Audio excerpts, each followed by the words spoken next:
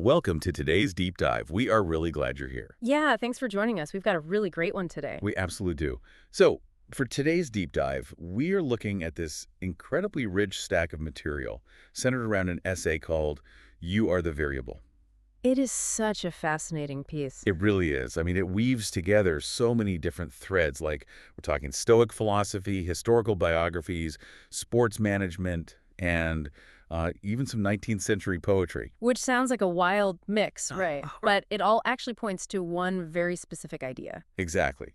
And the mission of this deep dive, what we're really trying to explore with you today, is how we can stop outsourcing our identity to our circumstances. Right. How to stop blaming the world for everything. Yeah, and instead, how to build an inner life that is so resilient, so structurally sound, that you just no longer need to be constantly rescued from your own decisions. Which is a tough pill to swallow for a lot of us, honestly. Oh, for sure. So, okay, let's unpack this. Because the essay kicks off with this provocation from the brain coach, Jim Quick, and it just sets the stakes perfectly.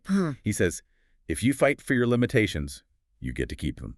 Yeah, that cool. I mean, it sounds a bit like a motivational bumper sticker at first, It right? kind of does, yeah. But when you actually look at the psychological mechanism behind it, it's pretty profound. When you act as the defense attorney for your own flaws, Like making excuses. exactly. When you tell yourself, I can't do this because of my childhood, or, well, I'm just naturally a hot-headed person, Right. you are actively wiring your brain to accept that limitation as a permanent fixture. So you win the argument, but the prize is that you just stay stuck. Wow. You get to keep the limitation. Yeah. It becomes this bizarre possession that you protect. Yeah, exactly. You fight for it, so it's yours forever. That is so wild. Yeah.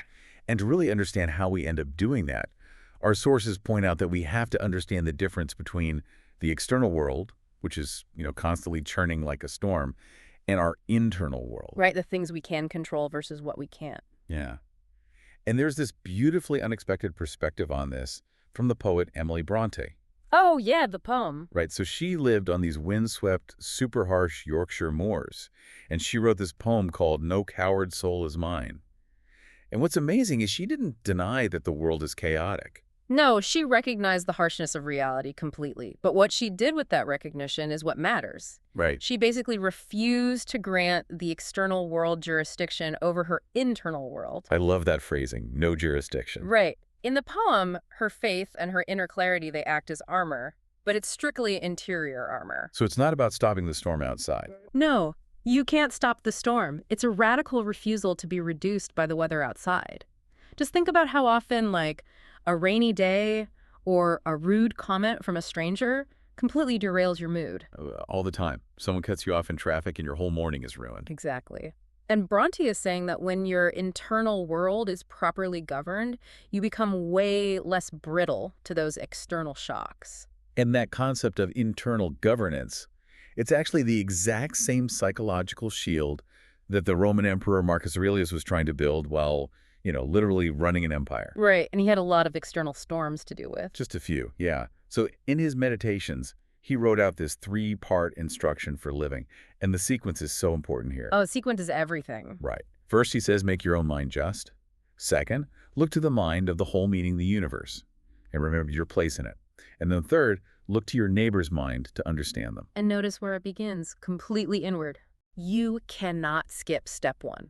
Because if you try to engage with your neighbor or the universe without a just and ordered mind first, you are really just projecting your own chaos outward. Yeah, it makes perfect sense. I was thinking about this, and it's basically the exact logic behind the safety briefing you get on an airplane. Oh, the oxygen mask thing. Yeah, the flight attendant tells you to secure your own mask before assisting others. Right, because if you're suffocating, you're useless to everyone else. Exactly. If the cabin depressurizes, if the storm hits, you can't possibly help the person next to you if you are suffocating in your own panic. You have to secure your own mind first. That's a great analogy. There's actually an epigraph from the legendary Italian footballer Andrea Pirlo that perfectly captures this hierarchy too. He said, football is played with the head. The feet are just tools. Yeah, the feet are just tools, meaning if the mind is compromised, the tools are completely useless. Right. And maintaining that uncompromised mind is exactly what kept the novelist John Fante from being destroyed by his circumstances. Yeah, his story in the sources is pretty rough. It really is. I mean, Fante endured a career full of terrible breaks. deep poverty. His work was totally ignored for decades, and he dealt with genuine industry injustice. If he had tied his identity to his external success, he just would have been completely hollowed out. Exactly. But he wasn't naively optimistic either. He didn't pretend the world was fair. And he knew it wasn't. He just simply realized that while his career might bend and break in the wind, he had to preserve the writer inside himself. He protected his internal capacity to create, regardless of how the market reacted to it. So he just kept writing. Yeah, and what's fascinating here is that this is the ultimate Stoic victory. Right. It is not about controlling the injustice itself, because honestly, you usually can't. Yeah. It is about remaining intact inside the injustice. Wow. Remaining intact inside it. Which, I guess, brings us to the trap of how we actually lose that internal order. Because, as Ryan Holiday points out in The Daily Stoic, our lives are governed either by deliberate reason or by unthinking impulse.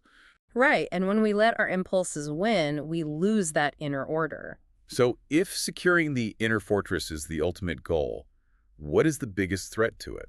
Well, according to the sources, it isn't tragedy. It is a lack of discipline. A lack of discipline, which circles us back to this really stark historical contrast between Thomas Jefferson and John Adams that the essay brings up. Yeah, the mechanism at play there is the hedonic treadmill, and it's a perfect historical example. So to set the stage for you listening, Jefferson and Adams were both primary architects of American liberty.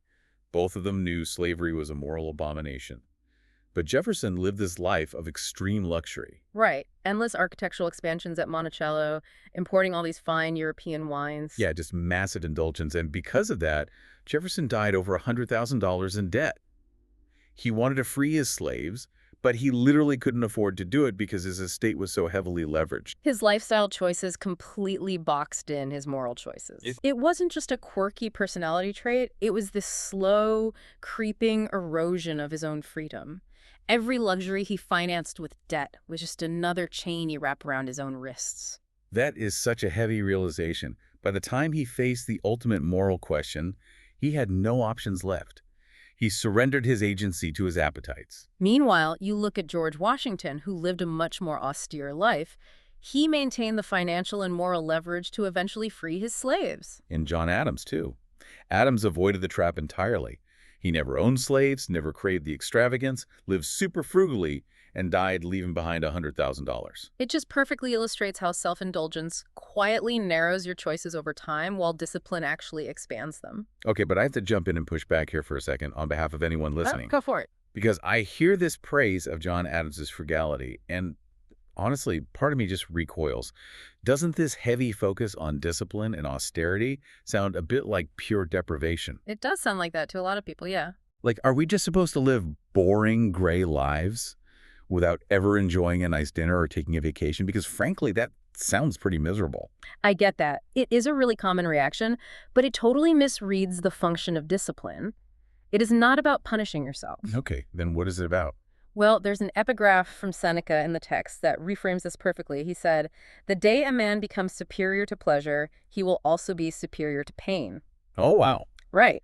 Think about what happens when you are a slave to pleasure. If you absolutely need that luxury vacation or the expensive car or just the constant praise of your peers to feel okay, you are incredibly vulnerable. Because the moment you lose those things, you suffer. Exactly. The moment those things are threatened, you experience massive pain. So discipline is simply a long horizon investment in freedom. So you are basically buying the option to walk away from things that compromise you. Precisely.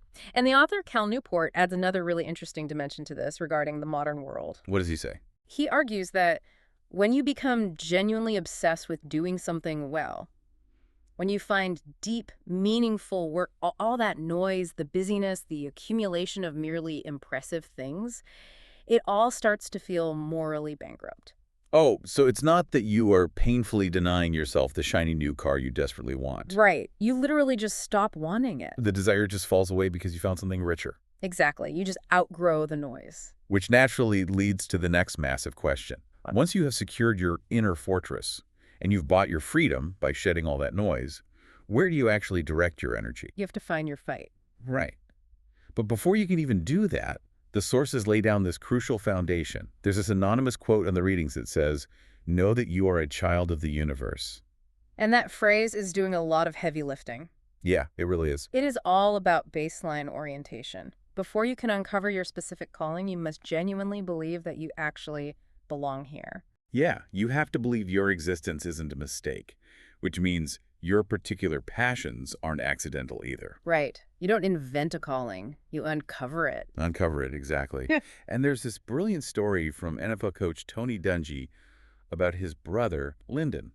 Ah, the dentistry story. Yes. So for a long time, Lyndon was just drifting.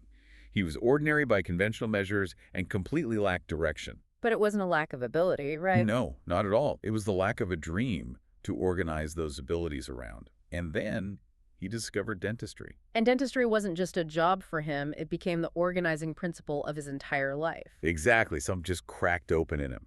The passion for dentistry organized all of his scattered traits into this laser focus, and he became outstanding at it. But, and this is important, uncovering that passion doesn't mean the road suddenly gets easy. Oh, definitely not. There's an incredible story in the readings from George Raveling's Daily Coach about a woman named Danielle Marmer. Her story is wild. It really is. So she wanted to be a hockey executive. She went through interviews for Division I coaching jobs, and she was rejected 7 times. 7 times. Getting rejected once stings. Getting rejected 7 times for the exact same type of role, I mean, that makes you question your grip on reality. Right. Most people would just let the storm dictate their worth at that point. They would lower their ambitions and just say, well, maybe I'm just not cut out for this. And if you're listening right now and you've just been passed over for a promotion, or maybe your startup idea got rejected by investors for the 5th time, you are in the exact same storm she was in. Completely. But she had a mentor who asked her this completely paradigm-shifting question. Oh, yeah. This is great. The mentor asked her, how will your resume be different a year from now? Just notice how that question changes the entire diagnostic landscape. Yeah. It takes the focus completely off the external rejection and puts it squarely on her internal agency. And here's where it gets really interesting. It instantly reframed the rejection from a verdict on her value as a human being into just a mechanical diagnostic tool. Right. The rejections were just data. Just data exposing a gap in her resume. So she asked herself what was missing and what she could build. She took roles in scouting, then player development, and just slowly filled the gaps. And eventually, she built a path that led her to become the general manager of the Boston franchise in the Professional Women's Hockey League. Amazing. She totally embodied that Winston Churchill epigraph mentioned in the text, that success is going from failure to failure without losing your enthusiasm. And Jim Rohn's famous line, too, if you want it, you'll find a way. If not, you'll find an excuse. Yeah. But to sustain that kind of drive through 7 brutal rejections, you need a very specific internal architecture. The essay uses this concept of core values acting as a gyroscope. Which is such a cool visual. It is. To really understand how this works, think about the physical mechanics of a gyroscope on a massive ship. It's this heavy, rapidly spinning wheel mounted inside the hull. Right. When a massive wave hits the side of the ship naturally wants to capsize. But the physical force of that spinning gyroscope, its angular momentum, violently resists the tilt and forces the ship back upright. And that is exactly what your core values do for your mind when failure hits. Yes. Think about it. If your only value is getting the title and you get rejected, the wave hits and your ship just capsizes, you are devastated. Because the title is external. Exactly.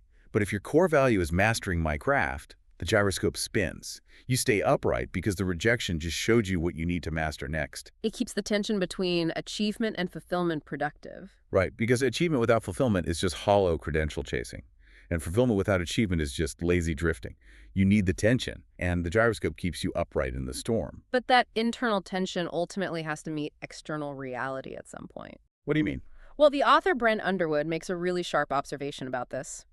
He says, a dream that requires other people to make the conditions perfect for you has no integrity. Oof, that's good. Right. It is just a wish. A real dream requires, as he puts it, boots on the ground, hands in the dirt. So you cannot outsource the heavy lifting. No, you absolutely can't. There's this powerful African proverb in the text that explains the psychological weight of this. It says, once you carry your own water, you'll remember every drop. Wow. When you earn something through difficulty, like Marmer grinding through those 7 rejections to build her competence, you hold that achievement completely differently than if it had just been handed to you. The struggle assigns the value. Man, that is so true. Yeah. Okay, so we've talked about pursuing your grand calling, carrying your own water, weathering these brutal professional storms. Right. But life isn't just a cinematic solo pursuit of epic goals. No, definitely not. It is also about how we handle the quiet, mundane, completely unpredictable interruptions from the people around us. Yeah, everyday life. Exactly. The novelist Willa Cather is quoted in our sources saying, "There are some things you learn best in calm and some in storm." And all the Stoic philosophy we've discussed so far handles the storm beautifully. It keeps the ship upright. Right. But there's a very demanding rule for the calm. It's shared by Russ Roberts in Ryan Holiday's Daily Dad. Okay, what's the rule? The rule is simply this. If your child offers you a hand to hold, take it. Oh, it sounds so simple and sweet. But if we're being honest about human nature, it is incredibly difficult in practice. Well, if we connect this to the bigger picture, it is actually one of the most demanding tests of inner mastery. How so? Because that hand is usually offered when you are exhausted from work, or you're trying to answer a critical email, or you're just preoccupied with the noise of your own ambitions. This rule is essentially stoicism applied to love. Wait, how is taking a toddler's hand an act of stoicism? Because I usually think of Stoics as these unshakable, hyper-rational statues, not warm, fuzzy parents. Right, but remember that stoicism is about recognizing what is in your control and what isn't.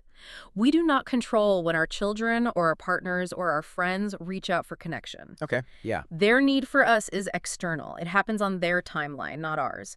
We only control our response. We control whether we have built a self that is reachable and present enough to recognize that moment and just drop the email to respond to it. That makes total sense. Yeah. Which actually raises a really tough mechanical question for me. Sure. We spent this whole deep dive talking about immense drive, building unshakable fortresses, relentlessly chasing our callings. Yeah. How do you just switch gears from that intense, world-conquering mindset to simply being present for a random Tuesday night interruption? Well, the secret is you don't switch gears. You don't. No, that's the flaw in how we usually think about it. The essay answers this using a parable from Anthony de Mello.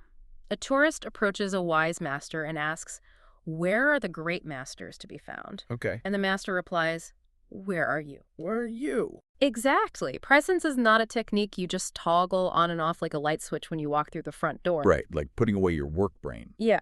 Because if you have to consciously switch gears to be present, you haven't actually built an inner fortress. You've just put on armor for work. Presence is a baseline state of being you cultivate. Wow. The sources note that most of us spend our lives looking for things we haven't yet earned the attention to see.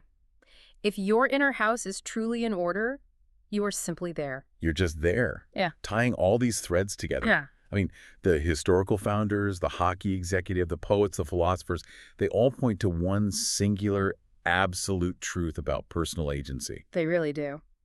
And the ancient Greek physician Hippocrates is brought in to kind of land the plane here. He wrote, "The greatest medicine of all is to teach people how not to need it." And that is the ultimate goal of all this philosophical reading and self-examination. It isn't to build a daily checklist of coping mechanisms just to barely survive the chaos of your life. No. It is to fundamentally transform into the kind of person who does not routinely need to be rescued. Because you've become your own rescuer. The author Stephen Covey echoes this perfectly. He wrote, "If you start to think the problem is out there, stop yourself. That thought is the problem." It's a crucial distinction. Covey isn't denying that external injustice, toxic bosses, or tragedies exist. They absolutely do. Right. But he's pointing out that the moment you outsource the problem, the moment you decide the solution is entirely out there, you completely surrender your only lever of control. You give away your agency to the very thing causing you pain. Which leads to the most unsparing, radical line in the entire essay we've been examining today. It says, "I am 100% responsible for my life. Everything is fixable except death." Yeah. There is no asterisk there. There is no footnote exempting the things that genuinely weren't your fault. It is the ultimate refusal of learned helplessness. Taking 100% responsibility doesn't mean you caused everything bad that happened to you. Right. That's an important distinction. It means recognizing that regardless of who caused it, you are the only one uniquely positioned to respond to it. The response belongs entirely to you. Nobody else can carry your water. So what does this all mean for you listening right now? Well, it means circling all the way back to the beginning. By refusing to fight for your limitations, you slowly, deliberately become the person you were always capable of being. Exactly. The poet Ralph Waldo Emerson captured the essence of this journey beautifully when he said, "To be yourself in a world that is constantly trying to make you something else is the greatest accomplishment." And we want to leave you with one final thought to mull over. It builds on that Jim Core quote we started with, but flips it toward your future. Oh, I love this part. We've talked a lot today about what happens when you defend your limitations. But ask yourself this. If you woke up tomorrow and utterly refused to defend those limitations, if you permanently fired your inner defense attorney and stopped arguing for why you can't, what terrifying, beautiful thing would you suddenly be forced to take responsibility for achieving?